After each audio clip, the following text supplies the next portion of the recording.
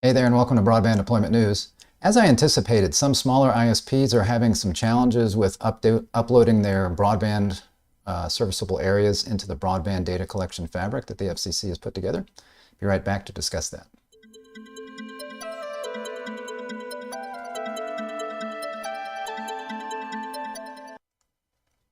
Thanks for joining me. Rick Uzzi here with Quorum. And this is not a surprise, but I saw this story here, and I know I've also had my own story as well from some of our customers that we've talked to. So you see here, rural ISPs struggling to meet FCC mapping deadline. I'm sure it's not just rural ISPs, but that tends to be sometimes where the smaller ISPs are located. You know, the large MSOs have got armies of people that can work on this stuff. But if you're a small independent operator somewhere, you just don't always have the bandwidth, if you'll pardon the pun, to be able to do things like this, these unfunded mandates and whatnot, especially when there's a short turnaround or time frame to do that. So it says here small, this is in light reading, Nicole Ferraro, small broadband providers in the rural US are scrambling to meet a September 1 deadline to submit coverage data to the FCC or risk being locked out of the $42.45 billion Broadband Equity Access and Deployment Program, or the BEAD program. And it's not just being locked out of that. I mean, this is something that they have to do. Whether they're going to take money or not, this is something they have to get done. We're really concerned, said Shirley Bloomfield, CEO of the NTCA, that's the Rural Broadband Association, a trade association representing 850 telecommunications companies serving rural and small town America. So this was an association that originally was small telephone companies, rural telephone companies, and now, of course, you know, there's been this conversion of, so they've got different kinds of operators in here, so they call themselves the Rural Broadband Association. Ultimately, the final FCC map will be used to determine how much funding each state gets from BEAD beyond its initial $100 million allocation. Providers that fail to submit data will be ineligible for BEAD grants. And again, that's not the only thing. Yeah, I mean, that's really not the primary thing. This is a mandate like the Form 477 from the FCC, where, you know, that's the reason we have bad maps, is because the Form 477 data was not granular enough. But every ISP that is a wireline service provider, and I think mobile as well, I'm just mostly here talking about wireline. So everyone that's providing broadband services needs to fill out this biannual Form 477. And on that, they would indicate every census block where they provide service. And then they just needed to put on that census block whether they provide, you know, what speed they provide service, you know, what the latency is. There's a few other things. So, but that was just like, do we serve the census block? So they could serve one home in that census block, or they could serve all of them, or some percentage of that. But that's what the FCC maps were based on. So obviously it was not down in the address. That is what we're trying to address, is that the map was not granular enough. So that's what this process is all about. And this is a mandate, just like the Form 477. So every single service provider needs to do this, whether or not they are planning on taking BEAD funds. So that's very important to know. Bloomfield says their members are working on it, but in addition to being resource strapped to smaller ISPs, they're also struggling with the broadband serviceable location fabric itself. The fabric they're talking about there is the underlying data that has been determined so far as to where all broadband serviceable locations are. So the FCC contracted with a company called CostQuest. CostQuest already had a lot of that data, and then they spent a lot of time trying to get additional data on determining where every single place in the country that should have broadband is located. They assign a location ID to that. And that is kind of the fabric, or the underlying fabric, in a sense, that each service provider is going to overlay their service coverage data on top of. She says here, it's pretty flawed. They're looking at this stuff being like, the data is so wrong that I don't know what to do with it. And what I'm hearing is not so much about the data is so wrong that I don't know what to do with it. It's like, I don't know what to do with it. So I've gotten some emails and calls from some of our customers, some of our affiliate customers that are service providers, and they're like, you know, where do I begin? And this is difficult. How do I do this? And so I provided them as much help as I can. I wrote a blog about that. I'll go ahead and link. I'll show it here in a minute. I'll link to that blog at the end. That's got all kinds of help resources from the FCC in this process. But it's difficult, and you know, not just figuring it all out, but one of the challenges I've said that to this whole process is the fact that in the broadband fabric, there's an address and a location ID, which they put those two things together. But when the service provider uploads their data, that they provide the FCC, it cannot have an address. It can only have that location ID. So the service provider needs to figure out how to match their addresses with the addresses in the FCC fabric, the two CSV files that, let's say, that they're going to match, or maybe even a shape file that they're going to match, and then they can only include the location ID. So that is going to be difficult for people that don't have a lot of Excel experts and, maybe have problems getting that data and then trying to match it all together. So that's going to be a problem. Now she says, what's more, she said NTCA members have had the system crash while trying to enter data. An issue Bloomfield fears will get worse as more companies rush to submit their information in the final days before the deadline. So obviously if the system's crashing, that would be one reason why the FCC might want to say, okay, we're going to go ahead and give you guys another 2 weeks or a month or something to do this. They don't want to do that. They've come out when they originally did the report and order on this and having to do this broadband mapping and upload your data into the fabric. They said, we're going to give everybody a preliminary fabric so that you can practice. So before they even opened the window to do this, they had a preliminary fabric out for a couple of months that said, here's something you can practice with. So that was, I think, back in, I'm trying to think, I think April maybe was when the preliminary fabric came out. And then in June, June to September 1st, end of June to September 1st, I believe was the window. And so people had time to look at the preliminary fabric, practice with it, figure out how they were going to do all of this, and then the window opened. So they were saying there would be a high bar for any kind of delays or waivers. But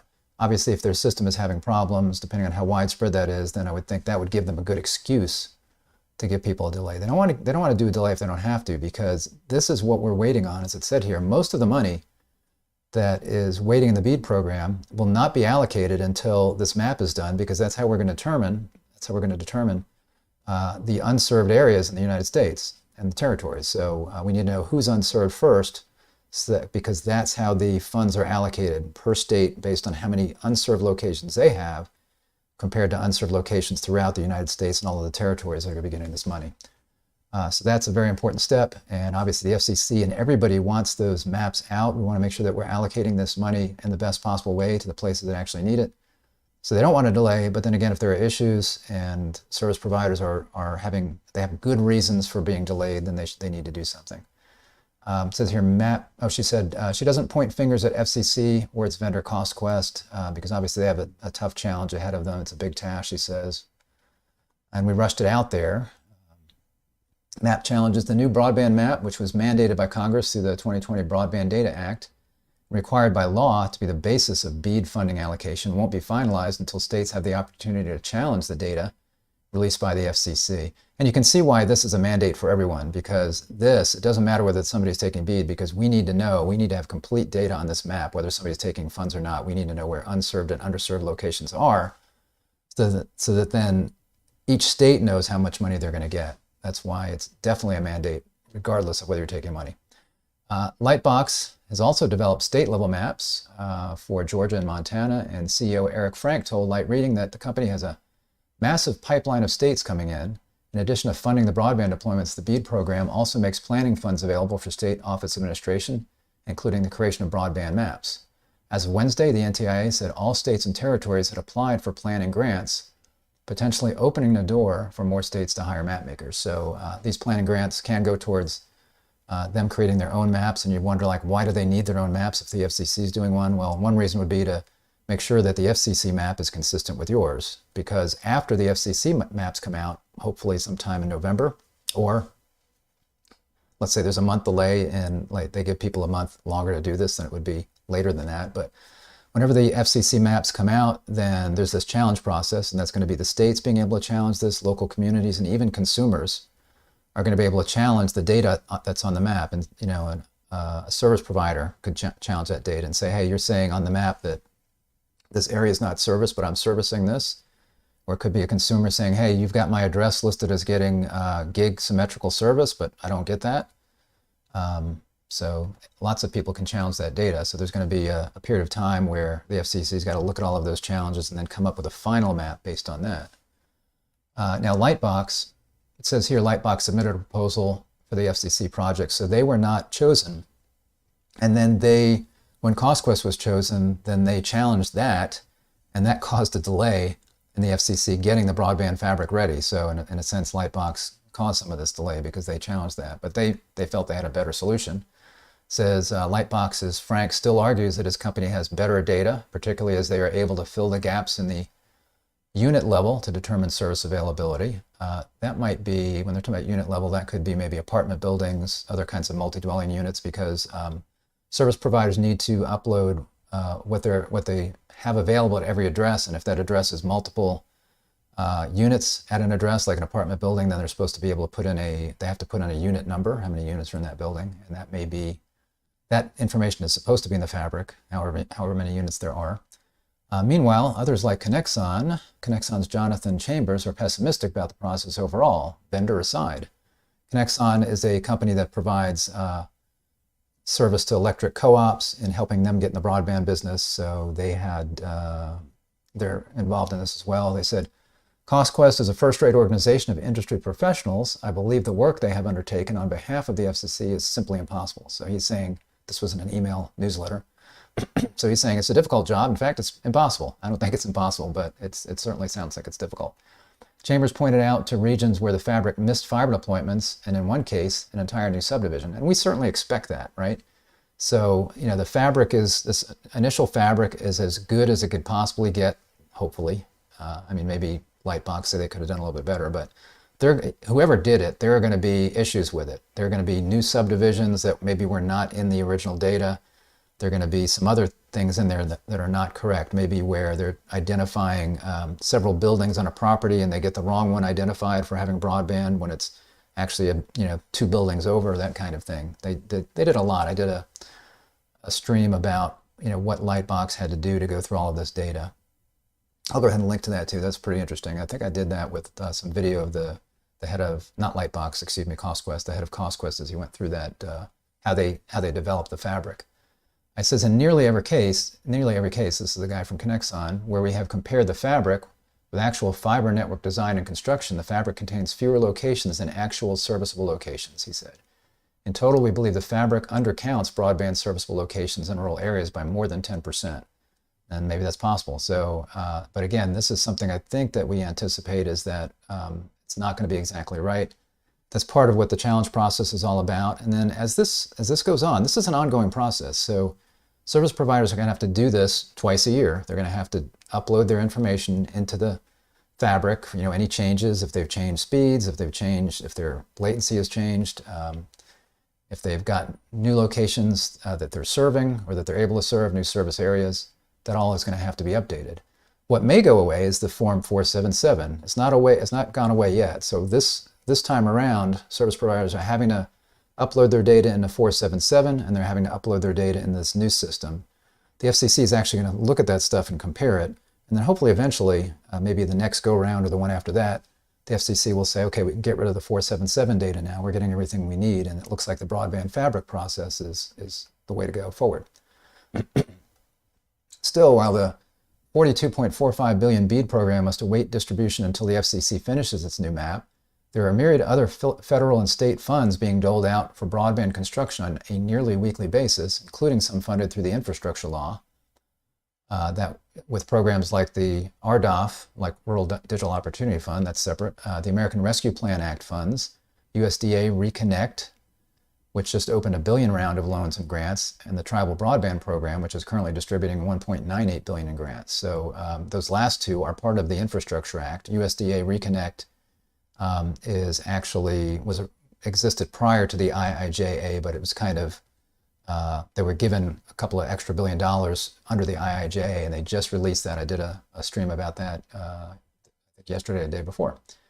The Tribal Broadband Program, I also talked about that. That is, again, currently distributing this $1.98 billion in grants. And then the Middle Mile Program, the $1 billion Middle Mile Program, also funded through the infrastructure law, is currently taking applications as well, with awards to come early next year. So so these are things that don't require. These are some existing programs like RDOF that FCC is coming out and telling people that they are approved and they're awarding money. They've already awarded money on that. There's these current programs in IIJA that don't require the mapping, like the Tribal Broadband Program, like USDA Reconnect. And like the middle mile program, this does not require the mapping to be finished either. This is Shirley Bloomfield talking here. When we work with our member companies, we're like, your state's putting out money? Go for it, said Bloomfield. These guys are working 24/7. They're scrambling for crews. They're building it where they can build. You know, they're applying for Reconnect round 3, Reconnect round 4.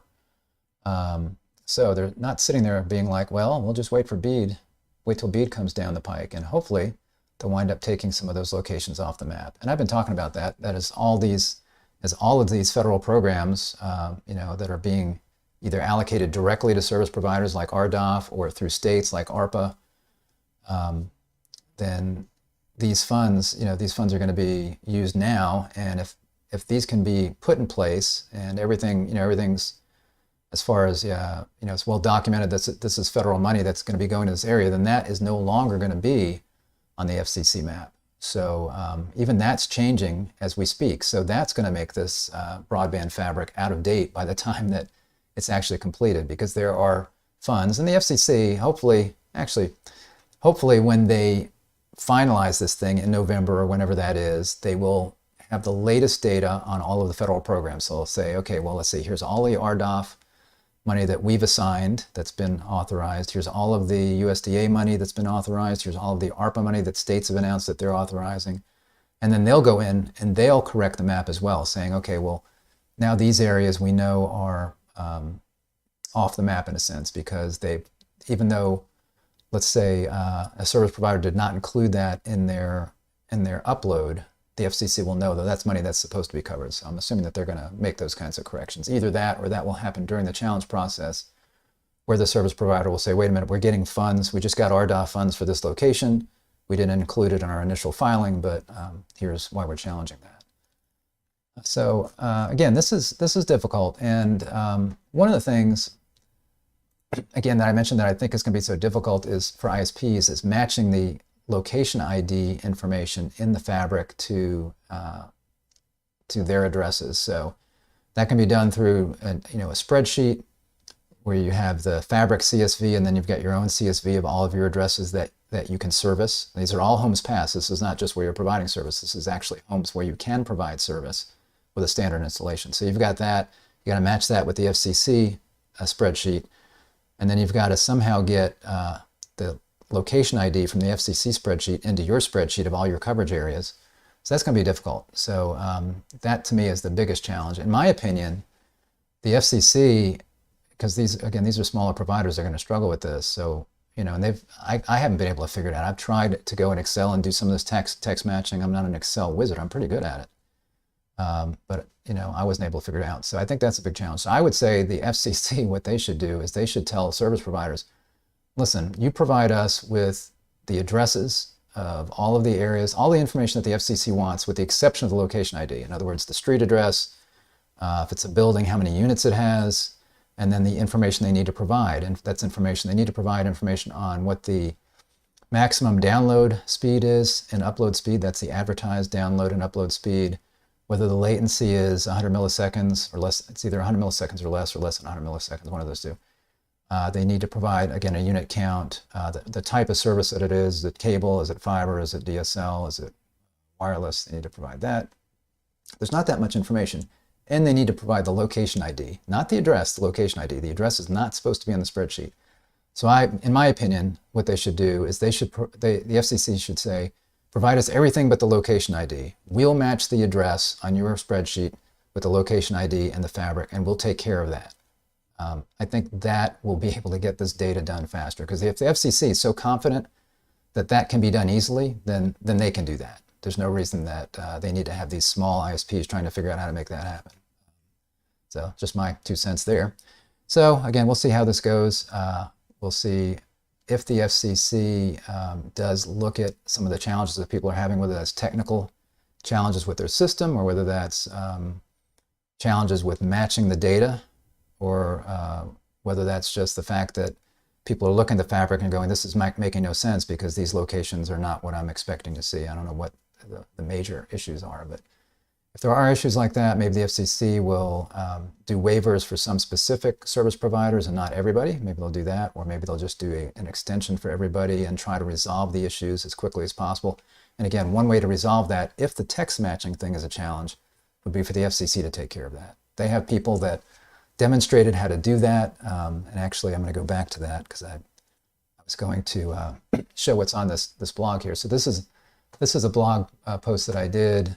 Talks about the different kinds of assistance on here. Talks about what it is. And then I've got several links in here to FCC help resources. There's a help site. There was a webinar on how to use the broadband data collection system. There's a user guide. There's a specification.